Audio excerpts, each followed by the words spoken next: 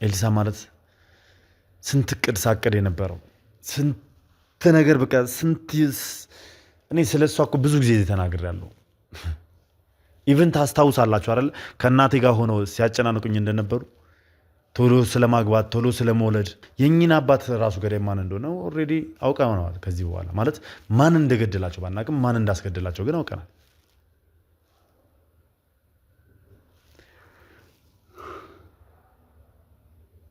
ይህ ሁላ ነገር አድርጋ እዛ ሄዳ እናቷን ስትፈልግ ቢያንስ አማክራኝ ቢሆን እኮ እኔ በራሴ መንገድ አጣርቼ እናቷን የማገኝበትን መንገድ አመቻቸ ነበር። በሙሉ እርግጠኝነት ነበር እዛ ቦታ ላይ የተገኘሁት። ነገር ግን ያው የተፈጠረውን ነገር አይታችኋል፣ የሆነውን ነገር አይታችኋል።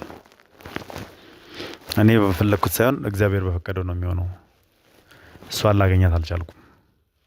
ነገር ግን ማን እንደወሰዳት እናቴ ራሱ ስቲል እስካሁን ድረስ እንዳመጪ ብያት ነው ያለውን ነገር አውቃለች፣ ሰምታለች። እመጣለሁ ብላኝ ነበር። እንዳመጪ ብያት ነው። አንደኛ ክረምትም ነው እዚህ ጥሩም ስላልሆነ እንዳመጪ በቃ ብያት ነው።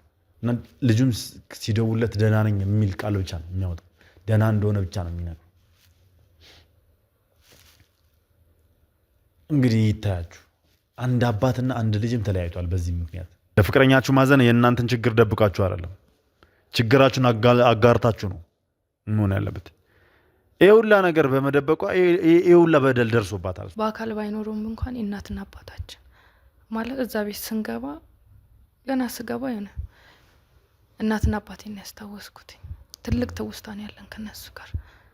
እነሱን እንኳን በአካል ማግኘትን ባንችል ቢያንስ የእነሱን አንድ ነገር ማግኘት እንችላለን። እንግዲህ ማህሌት ሁላችንም ድና እንድትመጣ ጸሎት ስናደርግ ነበረ።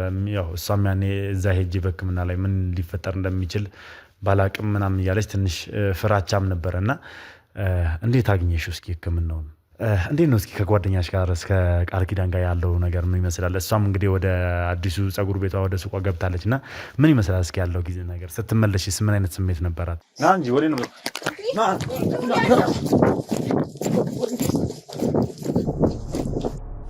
ከዛ አውጥቼ እኔ ከዚህ በፊት እንደመጣች እንደነገርኩ ያወጣውላት ሲም ነበረ። በሲም ካርዱም ስደውልላት ስልኳ አይሰራም እና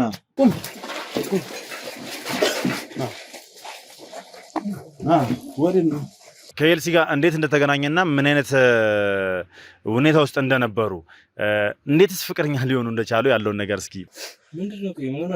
ምን ሆናችሁ ነው? ምን ሆነ ነው ኮንትራስ የት ነው ደረካት? ሻትጋት ንገረኝ፣ የት ነው ደረካት? እኮ በዚህ አይነት አባቴንም ገዳዮች ያውቃል። አማን ነው። እንዴት ነህ? ሁሉ መልካም አለን፣ እግዚአብሔር ይመስገን። ፍቃደኛ ስለሆንክና ስለመጣ በጣም አመሰግናለሁ። እኔ ምን ልል እንደምፈልግ አላውቅም፣ ምን ልል እንደምችል አላውቅም። ብቻ እዚህ ድረስ ስመጣ ኤልሳን አገኛታለሁ ብዬ ነው የመጣሁት። ያው የኤልሲም በቃ የጤናዋ ምናምን ነገርም ልክ አልነበረም። እዚህ ከመጣች በኋላ እዛ እናንተ ጋር ባላቅም ቢያንስ 1-4 ወር 3 ወር ምናምን እኛ ጋር ትቆይና ትንሽ በሽታዋ ደግሞ ሲነሳባት ወደ አንድ ቦታ ትሄድ ነበረ። ከዛ ከ4 ወር ከ3 ወር በኋላ ደግሞ ተመልሳ ወደኛ ጋር ትመጣለች ሴትዮዋ ማለት ነው። እሷን በህይወት ለማግኘት የማደርገው ጥረት እያየሽ ነው አይደለ? እየለፋው ነው፣ እለፋለሁ አሁንም። ገባሽ አይደል? ምክንያቱም እሷ ኦልሬዲ ጥላኛ ሄዳለች፣ ችግር የለውም።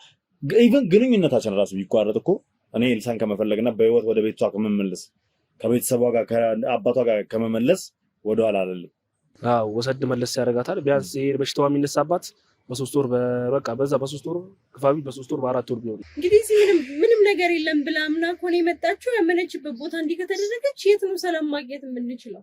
ኤልሳ የምትባል ልጅ ከ7 ወር በፊት ጠፍታብን ነበርና እኛ ጋር እዚህ ከተማ እንደመጣችና ሰው እየፈለገች እንደነበረ መረጃው ደርሶናል። ከዛም ባሻገር ደግሞ ካንተ ጋር ክሎዝ የሆነ ግንኙነት እንደነበራችሁና ከዛም እንዴት አሳለፈ ኤልሳን እንደሰጣችሁ እንድነግረኝ ይፈልጋል እኮ እንትና ቤት መስመጣ ቤተክርስቲያን እንደው ይሽጉጥሉ ይከዱ አንተ ከሱ ስር ካልወጣህ ህይወትህን የምናጠፋት ይሉኛል፣ ይዝቱብኛል። ይገርማል። የክፉ ቀባል እንጀራ ይሉ የክፉ ቀረ ይሉ ካፈር ያዳለኝ ያነሳኝ ወንድሜ ነው። እንደው አደራህ ልጄ እንደው አደራህ ማለት አቶ ተፈሪን ሁለተኛ ሚስት ያጋቡት ከድርጅት ውስጥ ከምትሰራ ሴት ነው ማለት ነው? አዎ እዛም ሰራዋን የኖረችዋን በራሱ ነው በቃ ራስህን ቻል እንግዲህ ወዲህ እኔ አገለገልከኝ ደግሞ ብሎ በራሱ ድርጅት ከፈተልኝ እንጂ ቢጠጉትማ ያቀርባቸው ነበር። አልተጠጉትም በፍጹም።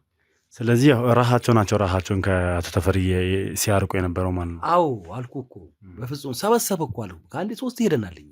ተፈሪንስ ያገባሽው ወድጄ ነው አፍቅሬው ነው ብለሽ አይደለ? ቆይ አንቺ ምን ውስጥ ነሽ? ወይ ያለሽበት ቦታ እንምጣ ስንላት አዲስ ጉዳለ ካገኘ ምንድን ነው ችግራችሁ? በሰውም ያስልካል። ልጆችን ያስልክና እስቲ አምጡ ያመጣቸው ያሳድሩ። ብር ካነሰም ካለ አሁን ይሄድና ብር እንኳን ሌባ ሰረቀ ምናምን ካሉ ብር ሰጥቶ የሚሸኝ ሰው ነው። ነገሮች እየተለዋወጡ የነበረው መቆየት ሲጀምር ነው። እነዛ ነገሮች ገንዘብ ይገባልናል፣ እሷን አናገኛትም። እነዚህ ነገሮች ግን እየቆዩ ሲሄዱ ትንሽ ሀሳብ ገባን፣ ጭንቀት ገባንና ነገር ማለት አደማ ምሰራ አንድ መሽቆቅ ልጅ አለች። የት የምትሰራ? እነ ኤፍሬም ጋር አብራ ምሰራ ድርጅቱ ላይ። አዎ ሰራተኛ ሳለች እዛ እንደሄደልህ ሚስት አግኝተው ሚስት በእጅ አዙር ይችን ያጋቡታል። ሰላይ ባንዳ ሆነ። ከዛ መጨረሻ ላይ እሱም ያው ራሱን አጠፋ። ይሄን ነገርም ካጠፋ በኋላ ራሱን ካጠፋ በኋላ ለእሷ በመነግራት ጊዜ በጣም ነው ያዘነችው። እዛው ባናቱ እንዳይድን በቃ የተፈለገውማ እንዲሞት ነው። ሌላ ነገር ትርፍ የለውም። አቶ ተፈሪም በጣም እንደወደደቻቸው መልካም ሰው እንደሆኑና ከእሳቸው ፍቅር እንደያዛት ማለት ታዲያ ያኑላ ጊዜ ምን ሆና ነበር ልጠፋ የቻለችው? ለምንድን ነበር ልታገኛቸው አልሞከረችው? ወር ደግሞ ለምንድን ነው ማደወል የነበረው? ደግሞ ሚስትየዋን በሚስትየዋ በጎን ደግሞ መግባት የልጆቹን እናት ይገርማል እኮ። እኔ ምን አይነት እንዴት ያሉ ሰው እንደሆነ አላውቅም። እኔ እንዲህ አይነትም ሰው ተፈጥሯል እንዴ ምድር ላይ ትላለህ እኮ አንተ። ስራቸውን ብታይ እኔም እንደው የሚደንቅ። ከዛ በኋላ እንግዲህ በጣም የሚገርመው ነገር እሷ የምትደውልበት ቦታና የድርጅቱ ቅርንጫፎች ያሉበት ቦታ በፍጹም የማይገናኝ ነበር።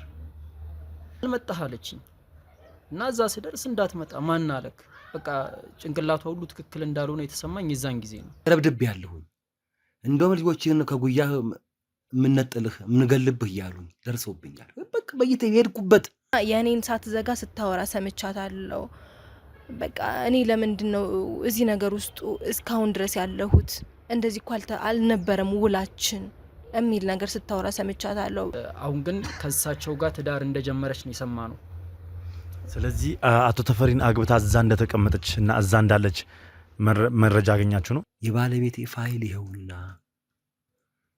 እሱ ጋር ይቀመጣለችኝ። ባይሆን እንኳን ኮፒ አድርጎ የኔ ቢጠፋ የእርሶ ጋር ያለው ይቀመጥ፣ መረጃው ዶክሜንቱ ሙሉ ፋይሉን አስቀምጣለች። ከዛ በኋላ ግን ከስንት ትግልና ከስንት ልመና በኋላ እኔ ራሴ እመጣለሁ ብላ ከተማ ድረስ መታን ያገኘችኝ። እንኳን ደስ ያላችሁ ለንስራይን ባለ እድለኞች በሙሉ። የንስራይን ለ20 ባለ እድለኞች ተመልካቾቹ ከጀምቦሮ ሪል ስቴት ጋር በጋራ በመተባበር በመሃል አዲስ አበባ የዲፕሎማቶች መናኸሪያ በሆነችው ውብ ሳር ቤት ላይ ለእናንተ ውድ የንስራይን ቤተሰቦቻችን በካሬ የ10 ሺህ ብር የዋጋ ቅናሽ አመቻችቶ የጨረሰ ሲሆን የሾፒንግ ሞል ወይም የንግድ ሱቆችን ከ17 ካሬ ጀምሮ በ10% ቅድመ ክፍያ ማለትም በ368 ሺህ ብር ቅድመ ክፍያ ብቻ የምትስተናገዱበትን እድል አመቻችቶ አጠናቋል። እንዲሁም የመኖሪያ ቤት አፓርትመንቶች በ1,256,000 ብር ቅድመ ክፍያ በዚሁ ሳር ቤት ሳይታችን በመግዛት የቤት ባለቤት የምትሆኑበት እድል ከታማኙ ጀምቦሮ ሪል ስቴት ይዘንላችሁ ብቅ ብለናል። ልብ ይበሉ፣ ይህ እድል ለ20 የንስራይን ባለ እድለኞች ብቻ ስለሆነ ይፍጠኑ፣ ይመዝገቡ።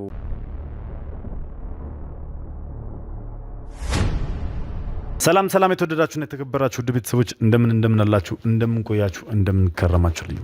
በያላችሁበት ሰላም እግዚአብሔር ከሁላችሁ ጋር ይሁን እያልኩ ነው ተመልሻለሁ። ውድ ቤተሰቦች እንግዲህ የተፈጠረውን ነገር በጠቅላላ አይታችኋል። የሆነውን ነገር አይታችኋል። የሄድንበት ጉዳይ፣ የለፋነው ልፋት፣ የደረስንበት ሁኔታ ትንሽ የሚያናድድ ይሄ ነው ብዬ ልናገርም አልችለው። ማለት በጣም ስሜትን የሚጎዳ ያው ሁላችሁም ትረዱኛላችሁ ብዬ አስባለሁ። ከዚህ ወጥተን ያኑላ ኪሎ ሜትር አቋርጠን ሄደን እዛ ገጠር ውስጥ ገብተን ያለውን እውነተኛ ነገር ሰምተናል። ከዛም ባሻገር ደግሞ ስለ ኤልሳ አዲስ መረጃ አግኝተን ነበር። ያ አዲስ መረጃ እንግዲህ ኤልሳ እዛ ቦታ ላይ እንደነበረች የሚያሳይ መረጃ እንደነበር ሁላችሁም አይታችኋል። እኔ በጣም ተስፋ አድርጌ ነበረ ማለት እርግጠኛ ሆኜ ማግኛትም መስሎኝ ተማምኜም ጭምር ነበር። ከተማው ላይ በተለይ በቃ ማለት የአርሶ አደሩ ልጅ ከተማው ላይ እንሂድ እዛ ነች ያለችው ሲለኝ የሚያውቃት ሰው አለ ሲለኝ እንደውም ፍቅረኛዋም ጭምር ሳይሆን አይቀርም እንደዛ የሚባል ነገር አለ ብሎ በነገረኝ ሰዓት ተስፋ አድርጌ ነበር ምናልባት ይሄ ልጅ ያለችበትን ቦታ ያውቃል ብዬ በሙሉ እርግጠኝነት ነበር እዛ ቦታ ላይ የተገኘሁት። ነገር ግን ያው የተፈጠረውን ነገር አይታችኋል፣ የሆነውን ነገር አይታችኋል። እኔ በፈለኩት ሳይሆን እግዚአብሔር በፈቀደው ነው የሚሆነው። እሷን ላገኛት አልቻልኩም። ነገር ግን ማን እንደወሰዳት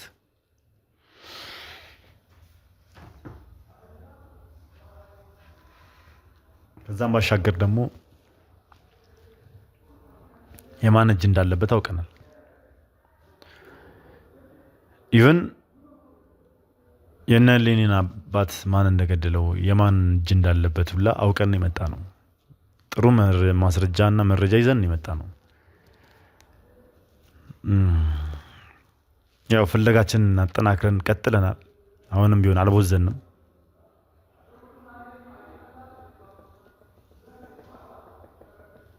በቻልነው አቅም በተቻለን መጠን ደከመን ሰለችን ሳንል አፈላልገን ለማግኘት የቻለን ነገር እያደረግን ያለ ነው። ያው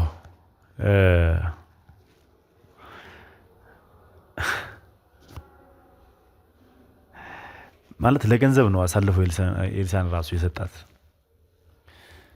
ለነዛ ሰዎች አሳልፎ የሰጣት ኤልሳን ገንዘብ ይሰጣል ስለተባለ ነው።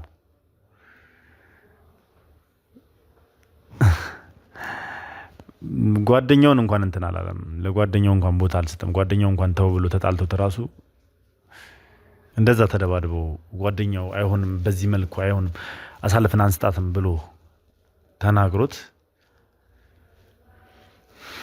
መልሶ ከጀርባ እናትሽን አገኘዋት፣ እናትሽን አዩዋት ብሎ አሳልፎ በመስጠቱ በጣም በቃ ውስጤን እንዲያመኝ ያደረገኝ። ኤልሲ እናቷን ለማግኘት ስትል እየተንከራተተች ነበር። እኔ ምንም ሳላቅ ለእኔ ምንም ሳትነግረኝ ሳታዋይኝ እኔ እዚህ ነገር ውስጥ እንዳልገባ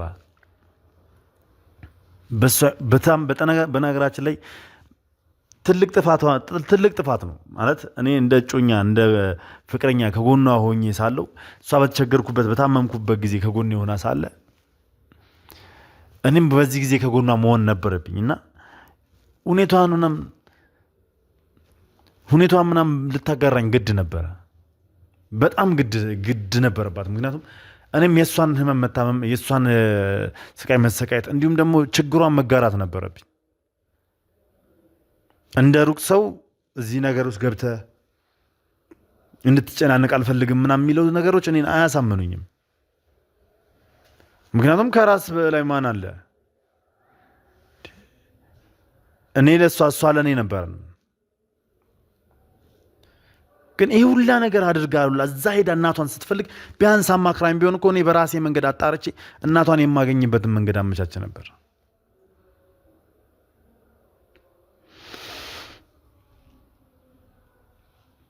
ማለት ታውቃለች ያለብኝን ጫና ምናምን ታውቃለች እና ለዛም ስትል ነው ይህንን ነገር ለእኔ ልነግረኝ አልፈለገችው። ግን ደግሞ እንደዛ ብሎ ነገር የለም። የፈለገ ጫና ቢኖርብኝ፣ የፈለገ ስራ ቢደራረብብኝ፣ የፈለገ ስራ ቢበዛብኝ እዚህ ጋር ለእሷ ቦታ መስጠት ያለብኝ ይመስለኛል። ለእሷ የሚሆን ጊዜ ሊኖረኝ ይገባል።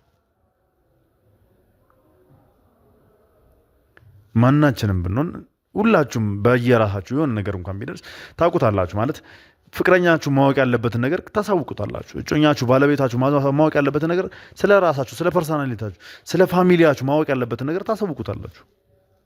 ምክንያቱም አጋር ስለሆነ የነገ የህይወት አጋር አጣማሪ ስለሆነ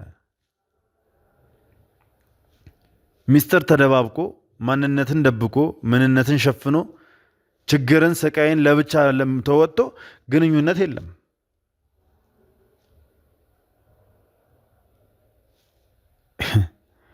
በእርግጥ አዘኔታ በዚህ ነገር ይኸውልሽ፣ እኔ አንድ ነገር ልንገራችሁ ማለት ምናልባት እንደዚህ አይነት ሰዎች ካላችሁ አዘኔታ በዚህ ልክ አይገለጥም። ለፍቅረኛችሁ ማዘን የእናንተን ችግር ደብቃችሁ አይደለም፣ ችግራችሁን አጋርታችሁ ነው መሆን ያለበት። ይሄ ሁላ ነገር በመደበቋ ይሄ ሁላ በደል ደርሶባታል። እሷ እንግዲህ ስቲል እስካሁን እየደረሰባት ያለው ስቃይ ሁላ ይሄ ሁላ ነገር ከኔ በመደበቋ ነው። እኔ ነገሮችን እያንዳንዱን ነገሮች አውቄ ቢሆን ኖሮ በራሴ መንገድ የተቻለኝን ነገር ሁላ አደርግላት ነበር። ማለት እኔ ፍጹም ነኝ ወይ ደግሞ እኔ ፈጣሪ ነኝ ማድረግ እችላለሁ አይደለም። ግን በቃ ነገሮችን ማጣራት ባለብኝ መልኩ ያጣራውላት ከእግዚአብሔር ጋር የተቻለንን ነገር እናደርግ ነበር። ግን እሷ መደበቅን መረጠች። ይሄን ነገር እኔ እንዳላቀው እዚህ ነገር ውስጥ እንዳልገባ በማድረጓ የተነሳ ይኸው በሰው ሀገር ላይ ሄዳ ተንከራታ በሰው ከተማ ላይ ተሰቃይታ ድጋሜ ደግሞ እነዚህ ሰዎች እጅ ውስጥ ገባች። እሺ አሁን የት ነው ያለችው?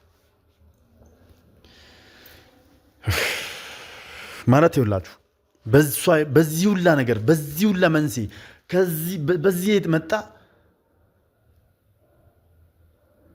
አንድ ቤተሰብ አባታቸውን አጥቷል። እሷን ተከትሎ በመሄዱ ኤልሳን ፍለጋ በመሄዱ ይህንን ደግሞ ማለት እንዴት ተብሎ እንደሚገለጽም አላውቅም። ምን ያህል መዘዝ እንደሚያመጣ አንድን ነገር ስትደብቁት ማወቅ ላለበት ሰው ወይ ደግሞ ለባለቤታችሁ፣ ለፍቅረኛችሁ፣ ለእጮኛችሁ ማሳወቅ ባለባችሁ ልክ ሳታሳውቁ ስትቀሩ ብዙ አይነት ክስተቶች እንደዚህ አይነት ክስተቶች ሊከሰቱ ይችላሉ። ተመካክረን ቢሆን ኖሮ ይሄኔ የተሻለ መፍትሄ እናገኝበት ነበር እና አሁን የእኚህን አባት ራሱ ገዳይ ማን እንደሆነ ኦልሬዲ አውቀናል። ከዚህ በኋላ ማለት ማን እንደገደላቸው ባናቅም ማን እንዳስገደላቸው ግን አውቀናል።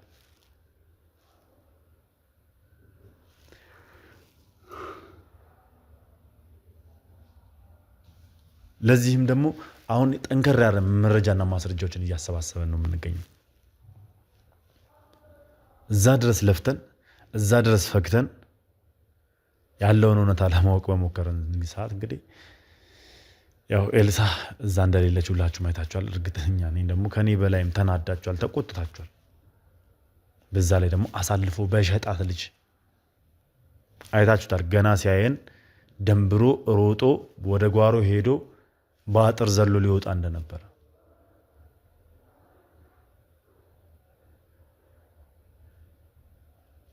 እንዴት ብዬ መናገር እንዳለብኝ አላውቅም። ምን ብዬ ማውራት እንዳለብኝ ራሱ ግራ ገብቶኛል።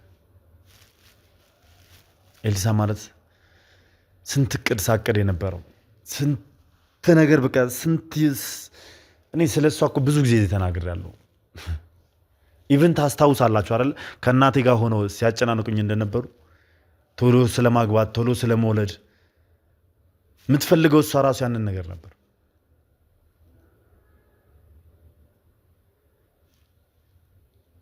ግን ሁሉ ነገር ፍላጎታችን ገደል ገብቷል። ለምን እንደሆነ አላውቅም። ማለት ሁሉም ነገር እንደ ፈተናም ነው እያሰብኩት ያለሁት እኔ ያው አምላክ እየፈተነን እንደሆነም ጭምር ነው እያሰብኩት ያለሁት። ይህን ፈተና ደግሞ ለመወጣት ብርታት ያስፈልገኛል፣ ጸሎት ያስፈልገኛል፣ ተስፋ ለመቁረጥ ጥንካሬ ያስፈልገኛል። በተቻለኝ አቅም የተቻለኝን ነገር እያደረኩ የተቻለኝን ነገር አድርጌ ኤልሳን ለማግኘትና ሁኔታዎችን ወደ ቀድሞ ሁኔታዎች ለመመለስ እሞክራለሁ። የሚመለሱ አይነት ነገር ከሆነ አሁን ላይ ደግሞ ሌላ ተጨማሪ ሰውን ማፈላለግ ላይ ነኝ ያለሁት እንደምትመለከቱት። ማለትም እንግዲህ አርሶ አደሩ ጠፍቷል፣ አይታችኋል። ከልጃቸው አንደበት ሰምታችኋል። ፈርኒቸር ድርጅት ስራ አለ ተብዬ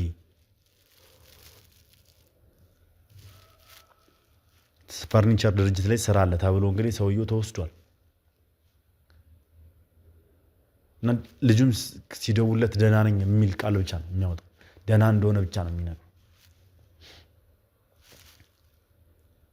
እንግዲህ ይታያችሁ አንድ አባትና አንድ ልጅም ተለያይቷል በዚህ ምክንያት።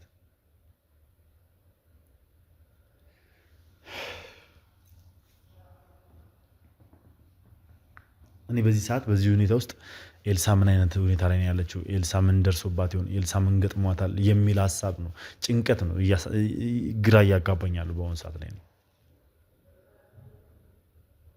ምን ሆና ይሆን የሚል ነገር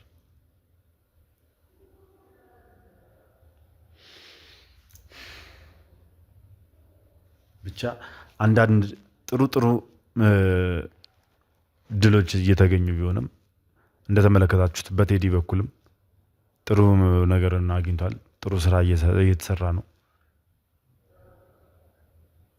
እኔም ጋር ጥሩ መረጃዎችን እያገኘሁ ነው ያለሁት። ግን ደግሞ እሷ ከኔ በራቀች ቁጥር እየተዳከምኩ ያለው ይመስለኛል ሁላ።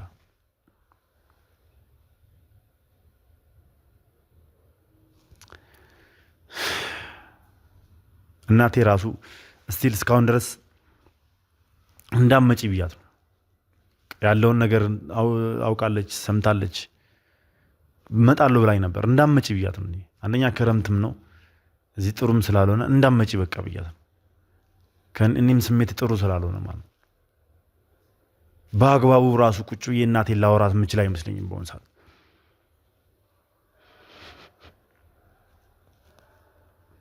ስልክ ራሱ ቀን በቀን ነው የምትደውለው እናቴ፣ ቀን በቀን በቃ እኔ ማውራት እስኪያቅተኝ ድረስ ማለት ነው። ማላነሳበት ጊዜ ይበዛል። ስራና ስራዬ ላይ ነው ፎከስ እያደረኩ ያለሁት። ኤልሳን እንደማግኘትና መረጃዎችን ይበልጥ የማጠናከር ነገር ነው እየሰሩ ያሉት።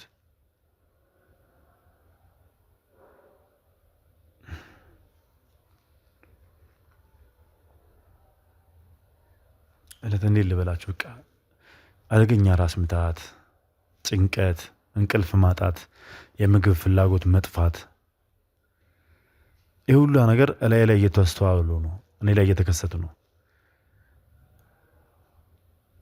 ግን በቃ ማረፍ ራሱ አልቻልኩም። በቃ አርፌ ራሱ ትንሽ የተወሰነ እንኳን ራሴን የሆነ ወደ ራሴ እንድመለስ ለማድረግ ከበደኝ። አእምሮ አያስቀምጠኝም። ግዴታ እሷን ማግኘት እንዳለብኝ ይሰማኛል።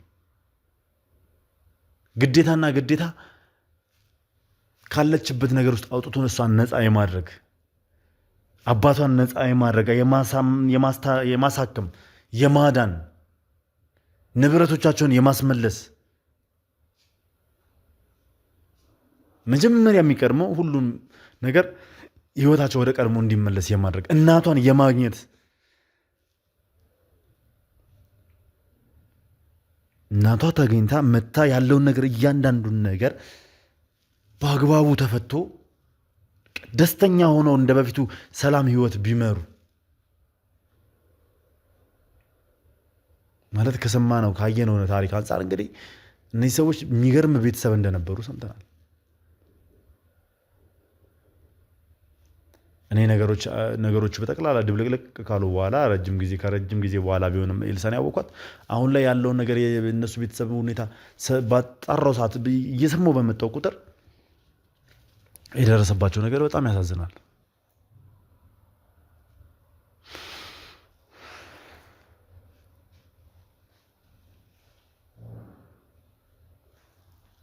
ከሚባለው በላይ የትኛውን ቤተሰብ እንደዚህ እንደቀልድ ሲበታተን ደግሞ የኔ ብላችሁ የምትጠሩት ሰው እንደዚህ አይነት ህይወት ውስጥ መኖሩን ስታውቁ ውስጥን በጣም ይጎዳል። በጣም ግን የእግዚአብሔር መልካም ፍቃድ ከሆነ ይህን ነገር ለመመለስ ወደ አንድ ለማምጣት ትዳራቸው እንዲመለስና ትክክለኛ ህይወታቸው ማንነታቸው ማን እንደሆኑ መልሰው ለህዝቡ ለሚያውቃቸው ሰዎች እንዲያሳዩ ይፈልጋሉ።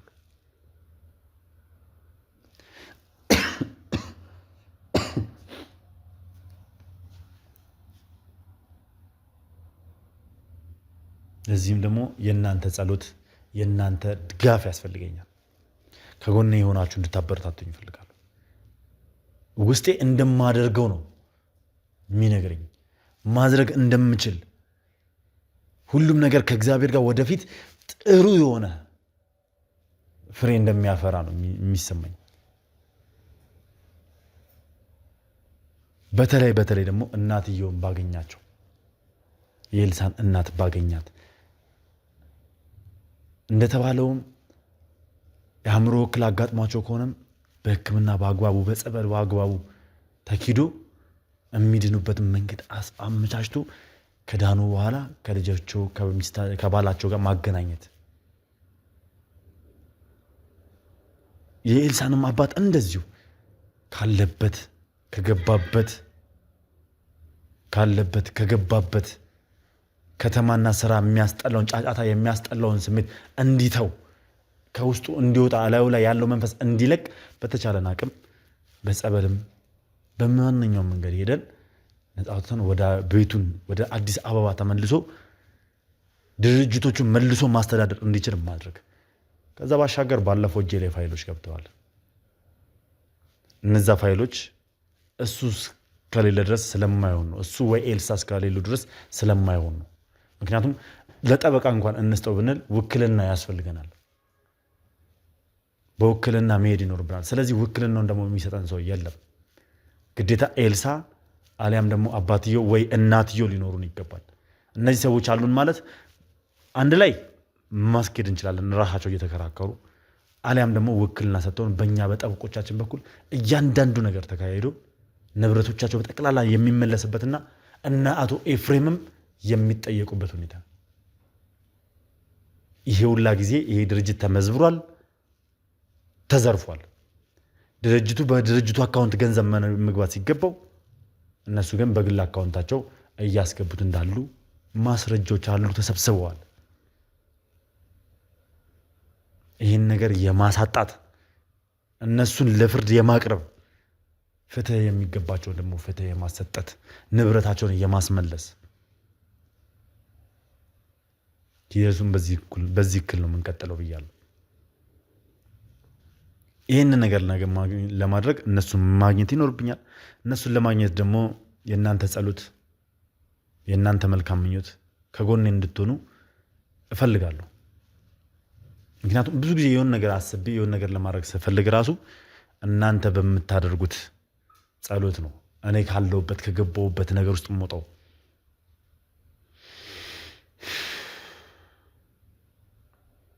አዎ ከዚህ በፊትም እንደውም ኮሜንት ላይ በጣም ብዙ ጽፋችሁልኛል። እነ ቢንያምን፣ እነ ሄርሜላን፣ እነ ሰናይትን ብዙዎቹን ያስገኘ አምላክ ሰናይትን ያስገኘ ኤልሳንም ያስገኘ ብላችሁ የመረቃችሁኛላችሁ። እንደሚያስገኘኝም ተስፋ የሰጣችሁኛላችሁ። እውነት ነው። አዎ የእናንተ መልካም ምኞት ይሄ ነው። ለእኔ የእናንተ መልካም ጸሎት ለእኔ ሁልጊዜ ደራሽ ነው። እስካሁን የሰራኋቸውን ስራዎች በጠቅላላ ፍሬ እንዲያፈራ ጥሩ ነጥብ ላይ እንዲደርስ የሆነው በጠቅላላ በእናንተ ጸሎት ነው። አሁንም የእናንተ ጸሎት አይለኝ አደራ። ስለዚህ ውድ ቤተሰቦች እባካችሁን ከጎኔ ሁኑ። እኔም በተቻለኝ አቅም የተቻለኝን ነገር አድርጌ ኤልሳን ለማግኘት እሞክራለሁ። ቤተሰቡን ወደ አንድ ለመመለስ እሞክራለሁ። ለሁሉም እንግዲህ እግዚአብሔር ይርዳን እላለሁ። ያው እየሆነብኝ ያለው እኔ ላይ ቢሆንም ጠንካራ ነኝ። ጠንክሬ እንግዲህ በተቻለኝ አቅም እሰራለሁ። ወንድሞቼም ጓደኞቼም እያገዙኝ ያሉት። ለማንኛውም እስኪ የተፈጠረውን ነገር አይታችኋል። ያላያችሁ ካላችሁ በድጋሚ ገብታችሁ እንግዲህ ክፍለ ሀገር ድረስ ሄደን የተፈጠረውን ነገር ማየት ትችላላችሁ። የሆነውን ነገር ማየት ትችላላችሁ ማለት ነው። ሌላው ዛሬ አንድ እንግዳ አለኝ። ዛሬ ተጨማሪ አንድ እንግዳ አለኝ። እስኪ ማን ነው ይሄ እንግዲህ የሚለውን ነገር እንግዲህ እናንተ አብራችሁኝ የምትመለከቱ ይሆናል። እርግጠኛ ነኝ እንደምትደሰቱ እንደምትጓጉ አውቃለሁ። ስለዚህ እስከ ፕሮግራም ፍጻሜ ድረስ አብራችሁኝ ቆዩና ሰብስክራይብ እያደረጋችሁ ሀሳብ አስተያየታችሁን ኮሜንት ላይ እያጻፋችሁ ቪዲዮን ደግሞ ላይክ እና ሼር እያደረጋችሁ ከኔ ጋር ሆናችሁ እንግዲህ እንቀበላለን ማለት ነው። መልካም ጊዜ፣ መልካም ቆይታ። አብራችሁኝ ነው። እስኪ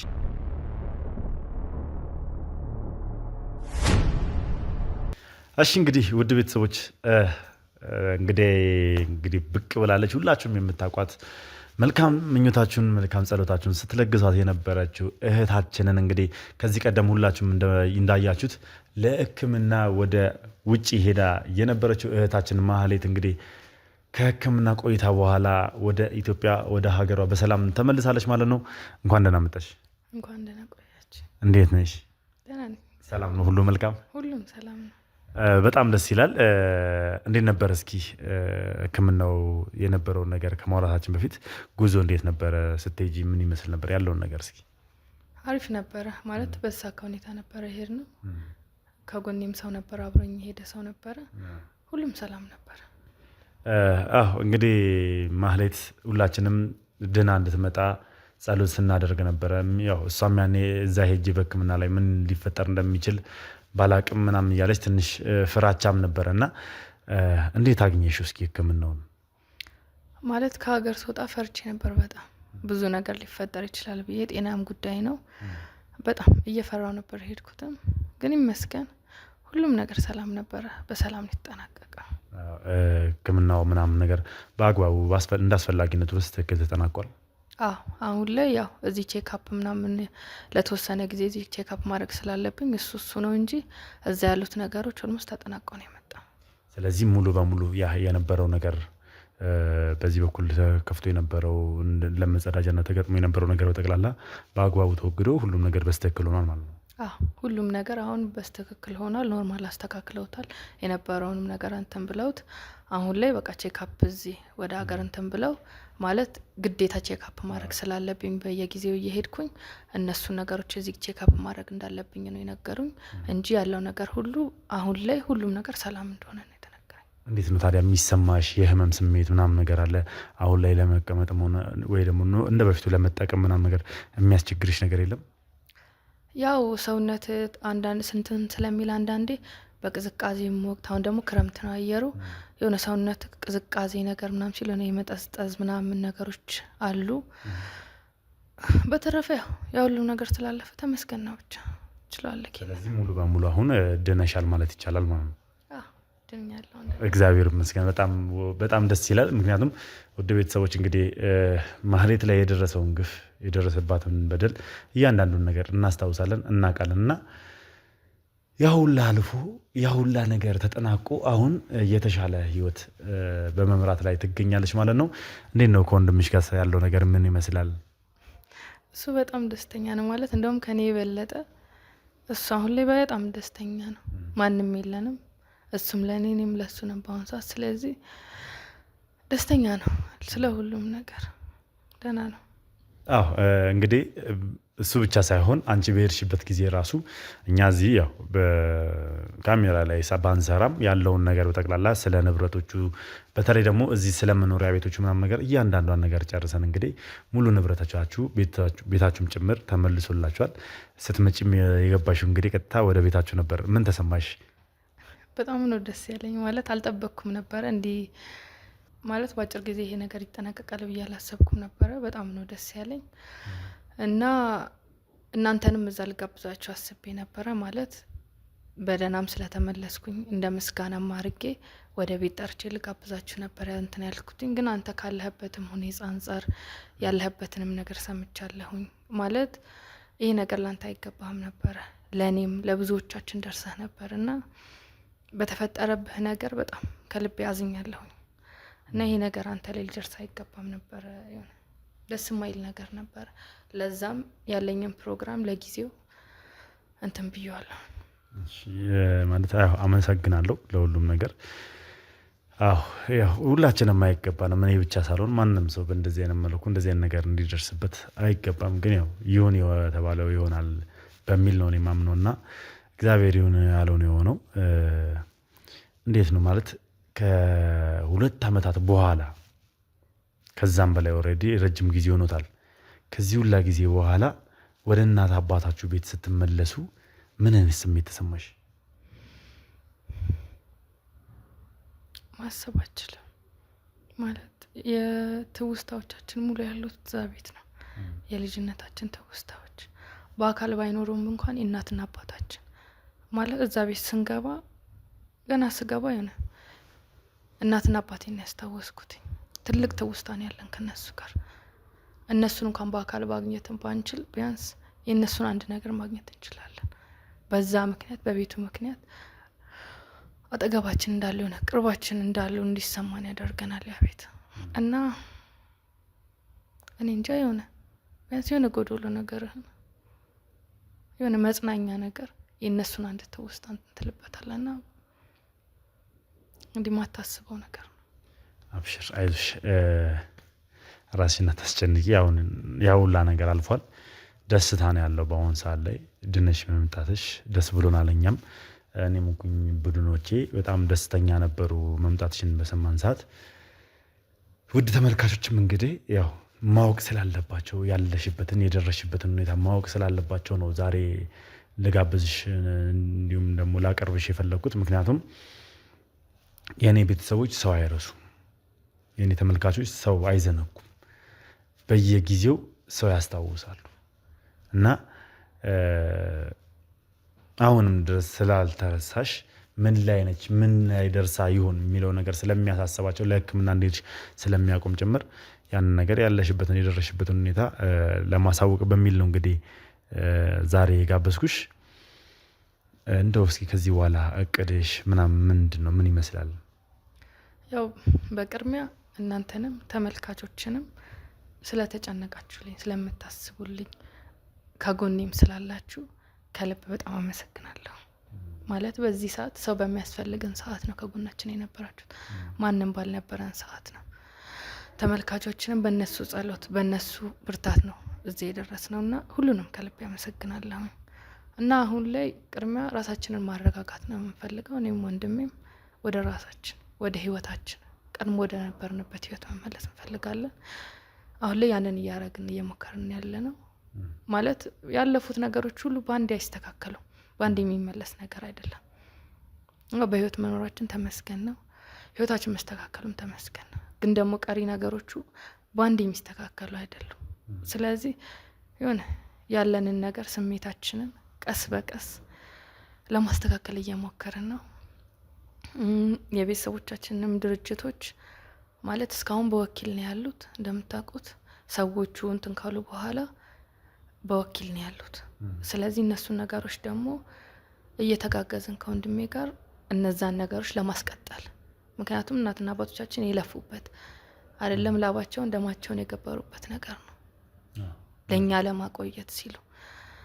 ስለዚህ እኛም ደግሞ በተቻለን አቅም ጠንካራ ሆነን ያው ያለፈው ነገር አልፏል ማለት ማስተካከል ባትችልም አልፏል። አንዳንድ ነገሮች ጠባሶቹ እንዳሉ ቢቀጥሉም ህይወት ሰው ነን። ህይወት ደግሞ ቀስ በቀስ ተስተካከላለች። ስለዚህ አንተ ተስፋ አድርገን እንደዛ ለመኖር እየሞከርን ነው። አዎ እውነት ነው። አንዳንድ ጊዜ የሚፈጠሩ ክስተቶች በህይወታችን ልንረሳቸው ማንችላቸው ክስተቶች ይሆናሉ። ግን ያው እንደ መማሪያ አድርገን መውሰድ ይኖርብናል። አንዳንድ ጊዜ ያው ሁሉንም ነገር ባሰብነው ቁጥር ሊያመን ሳይሆን ልንማርበት ነገ ላይ እንደዚህ አይነት ችግር እንዳይፈጠር እንደዚህ አይነት ክስተቶች እንዳይከሰቱ መጠንቀቅ ያስፈልጋልና ያው እንደ መማሪያ አድርገን ልንወስዳቸው የሚገቡ ነገሮች ናቸው። እስካሁን አንቺን በህክምና ላይ ስለነበርሽ ያው ወደ በወኪልና ነገር እየተንቀሳቀሰ ነበር የነበረው ነገር። አሁን ግን ያው ሙሉ በሙሉ ወደ እናንተ ማኔጅ እያደረጋችሁት ያላችሁ ይመስለኛል። ትክክል ነው። ማለት መጀመሪያ የነበሩ ሰራተኞች ነበሩ። በእርግጥ ግን ደግሞ በነበረው ሁኔታ የትኛውን እንደምናምን የትኛው የነሱ ሰው እንደሆነና የትኛው የኛ ሰው እንደሆነ በጣም መለየት ከብዶ ነበር። ስለዚህ ያለን አማራጭ ሙሉ ለሙሉ በአዲስ ሰራተኛ መተካት ነበረ። ስለዚህ ከማኔጅመንቱ ጀምሮ አጠቃላይ የነበሩ ሰራተኞችን ሙሉ ለሙሉ እንትን ብለን በአዲስ ተክተናቸዋልና አሁን ላይ እኛ ራሳችን እንትን እየተቆጣጠርናቸው ነው። ይህን ነገር ግልጽ ለማድረግ ያክል ያው ውድ ቤተሰቦች ምናልባት ተመልካቾች ሰራተኞች መባረር የሌለባቸውም ብሎ ሊያስቡ ስለሚችሉ አብዛኛውን የተቀጠሩት በየድርጅቱ ላይ አብዛኛውን የተቀጠሩት ሰዎች በነሱ ሰው በነ አቶ መስፍንና በነ አቶ አሸናፊ የመጡ ሰዎች ናቸው አብዛኞቹ ድርጅቶች ላይ የተበተኑትና እነዚህ ሰዎች ደግሞ ታማኝነታቸው ለነዛ ሰዎች እንጂ ለነ ማህሌት አይደለም። ስለዚህ ግዴታ መሆን የነበረበት ምንድነው እነዚህ ሰራተኞች መቀነስ ነበረባቸው። የተጣራ ከዚህ ቀደም የነበሩ በእናትና አባቶቻቸው የሚሰሩ የነበሩ የጥንት ሰራተኞች የተባረሩ ተመልሰዋል። ከዛ ባሻገር ደግሞ አዳዲስ ሰራተኞችም ደግሞ በአግባቡ የስራ ቅጥር ወጥቶ የስራ ቅጥር ከወጣ በኋላ በትምህርት ማስረጃ መሰረት እንግዲህ እያንዳንዱ ሰራተኛ ቦታውን ይዞ ድርጅቶቹ በጠቅላላ እንቅስቃሴያቸውን ጀምረዋል ማለት ነው። እንኳን ደስ ያላችሁ ለንስር አይን ባለ እድለኞች በሙሉ። የንስር አይን ለ20 ባለ እድለኞች ተመልካቾቹ ከጀምቦሮ ሪል ስቴት ጋር በጋራ በመተባበር በመሃል አዲስ አበባ የዲፕሎማቶች መናኸሪያ በሆነችው ውብ ሳር ቤት ላይ ለእናንተ ውድ የንስር አይን ቤተሰቦቻችን በካሬ የ10 ሺህ ብር የዋጋ ቅናሽ አመቻችቶ የጨረሰ ሲሆን የሾፒንግ ሞል ወይም የንግድ ሱቆችን ከ17 ካሬ ጀምሮ በ10% ቅድመ ክፍያ ማለትም በ368 ሺህ ብር ቅድመ ክፍያ ብቻ የምትስተናገዱበትን እድል አመቻችቶ አጠናቋል። እንዲሁም የመኖሪያ ቤት አፓርትመንቶች በ1 ሚሊዮን 256 ሺህ ብር ቅድመ ክፍያ በዚሁ ሳር ቤት ሳይታችን በመግዛት የቤት ባለቤት የምትሆኑበት እድል ከታማኙ ጀምቦሮ ሪል ስቴት ይዘንላችሁ ብቅ ብለናል። ልብ ይበሉ፣ ይህ እድል ለ20 የንስር አይን ባለ እድለኞች ብቻ ስለሆነ ይፍጠኑ፣ ይመዝገቡ። እንዴት ነው እስኪ ከጓደኛሽ ጋር እስከ ቃል ኪዳን ጋር ያለው ነገር ምን ይመስላል? እሷም እንግዲህ ወደ አዲሱ ጸጉር ቤቷ ወደ ሱቋ ገብታለች እና ምን ይመስላል እስኪ ያለው ጊዜ ነገር? ስትመለሽስ ምን አይነት ስሜት ነበራት? ደህና ነች። አሁን ማለት እንገናኛለን ሁሌ በለው ሲጀመር ከአጠገቤ አትርቅም። በሀዘኔም በደስታዬም ጊዜ አጠገቤ ነበረች በፊትም። አሁንም ደግሞ ያው አንዳንድ የስራ ሁኔታዎቻችን አይመችም እንጂ ልክ በሚመች ሰዓት በቃ አብረን በለው። እንዴት ነው ልትለያይ ማትችል? እንደዛ በለው አንለያይም። ብዙ ጊዜ ደህና ነች። ስለዚህ ያው ከመጣሽ በኋላ እንግዲህ አንድ ጓደኛ ያለችሽ ማለት ነው፣ ከጎንሽ ማትለይም። አሁንም ቢሆን በፊትም ያለች በጣም ድንቅ ልጅ ነች። እኔም ላከብራት ላመሰግናት የምወዳት ጓደኛሽ ነች። ምክንያቱም ለዚህ ሁላ ነገር፣ ለዚህ ሁላ ጤና፣ ለዚህ ሁላ ደስታ፣ ለዚህ ሁላ ህይወት መብቃታችሁ፣ በሰላም ወደ ቤታችሁ ለመመለሳችሁ ዋነኛ መሰረቷ እኔ ሳልሆን እሷ ነች ትልቁን ሚና የተጫወተችው። ምክንያቱም ከወንድሟ ጋር ሆና ያኔ ማውርተናል፣ ጥቆማውን በመስጠቱ አይደለ? አዎ በጣም ማለት ከጓደኛም በላይ ያው ጓደኛ ስትል ማራቅ ይሆናል። ከጓደኛም በላይ ልክ እንደ እህት የለም አብረህ እንደኖርክ የምትጨነቅልክ የምታስብልክ የሆነ በአሁን ሰዓት እንደዚህ አይነት ጓደኛ ማግኘት ከባድ ነው። ደስ የሚለውም ደግሞ ምንድነው እናንተ በሰፈር ራሱ የተራራቃችሁ ጓደኛዎች አይደላችሁም፣ እዛው አንድ ሰፈር ላይ ያላችሁ ጓደኛዎች ናችሁ። ስለዚህ ጎረቤትም ናችሁ። ማታም ልክ እንደ በፊቱ ከዚህ ቀደም እንደነበረው በለቅሶ ጊዜም እንደነበረው እንግዲህ ያው አንድ ላይ እነሱ ቤት ሻይ ቡና እንደምትሉ እናንተ ቤት ሻይ ቡና እንደምትሉት ሁላ አሁንም ያንን እድል መልሳችሁ አግኝታችሁታል ማለት ነው። አዎ በጣም ማለት ደስ የሚለውም ነገር እኮ እሱ ነው። ቢያንስ አዲስ ሰው አታለምድም፣ አዲስ ጓደኛ አታፈራም። ታውቀኛለች ማንነቴ፣ እኔም ደግሞ እሷን አውቃታለሁኝ። በችግርህ ጊዜ በችግሯ ጊዜ ትሞላለናለች።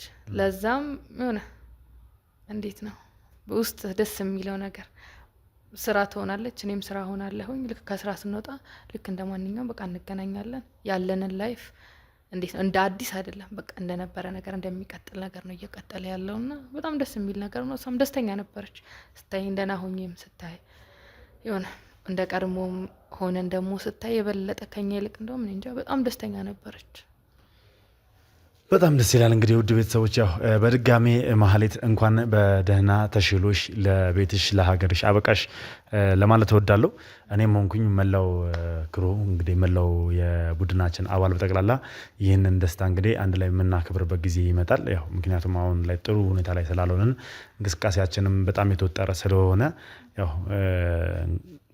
ከዛሬ ጀምሮ ራሱ በጣም የምንንቀሳቀሳባቸው የምንሄድባቸው ብዙ ቦታዎች አሉና ጊዜ ላይኖር ስለሚችል በተመቸን ሰዓት እንግዲህ ቤት መተን አንድ ላይ ሰብሰብ ብለን የምንጫወት የምናወራ ይሆናል ማለት ነው።